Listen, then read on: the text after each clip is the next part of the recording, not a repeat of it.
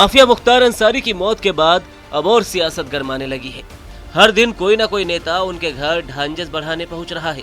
मुख्तार अंसारी की मौत पर लोग तरह तरह की प्रतिक्रियाएं दे रहे हैं। बता दें कि मुख्तार अंसारी की दिल का दौरा पड़ने से मौत हो गई। वह लंबे समय से बांदा जेल में बंद था। गाजीपुर में मुख्तार अंसारी के भाई और सांसद अफजाल अंसारी ने बड़ा बयान दिया।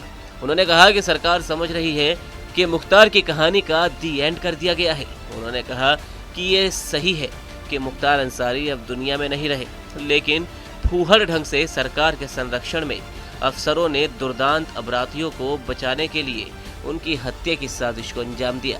अफजाल अंसारी ने कहा कि जो राजधर्म है उसकी हत्या हुई है। कोई उसे बहादुरी मान ले तो अलग बात है।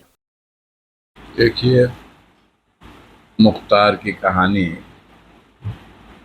सरकार समझ रही है कि हमने द एंड कर दिया,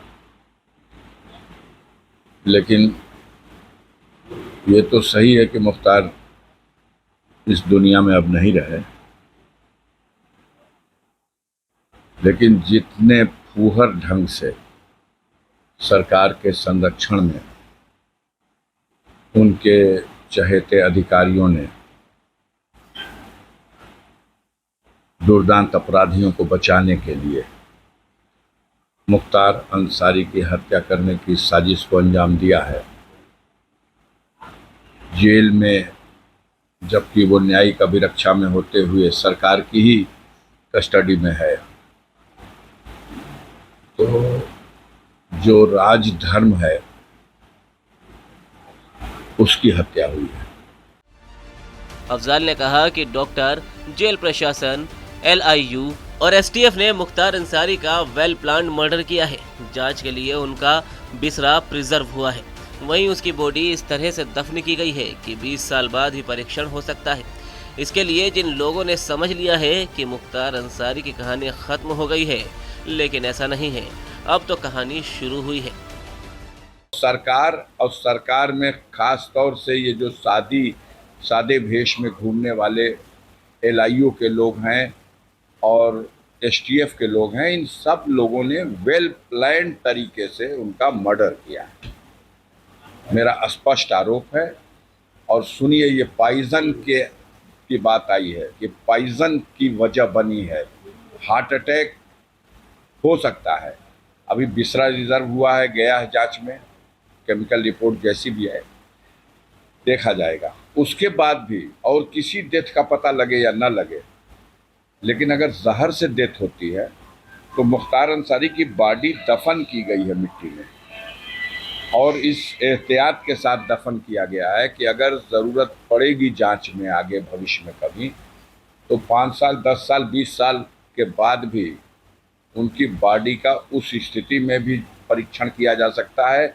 एक बाल और एक नाखून भी सलामत मिलेगा, तो उससे भी अगर पॉइजन से डेथ हुई होगी तो वो साबित हो जाएगा, क्योंकि आजकल टेक्नोलॉजी उस लेवल की मिल चुकी है वर्ल्ड में। अफजाल ने कहा कि वो समझते हैं कि मुख्तार को मिटा दिया, लेकिन किसी की औकात का पता उसकी अंतिम यात्रा से ही चलता है। मुख्तार के जनाजे के दौरान DM से बहस के मामले पर बोलते हुए अफजाल ने कहा कि शव यात्रा में इंसानों के समुद्र का सैलाब आया था, जिसे देखकर अधिकारी पागल हो गए थे। अफसरों ने हमें भी धमकी दी है। अन्याय की पराकाष्ठा है। वो समझते थे कि हमने मुख्तार अंसारी को मिटा दिया।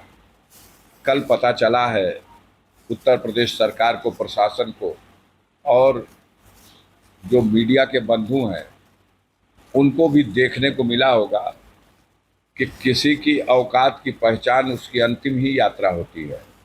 और कल मुख्तार की अंतिम यात्रा में लोग शामिल न हो, इसके लिए पूरी उत्तर प्रदेश सरकार ने 3 दिन में चप्पे चप्पे, नक्के नक्के पूरे पूर्वांचल में, आजमगढ़ में, जौनपुर में, मऊ में, बलिया में, चंदौली में, गाजीपुर के हर जगह पे एकदम जैसे अजीब दहशत का माहौल बनाने का प्रयास किया था।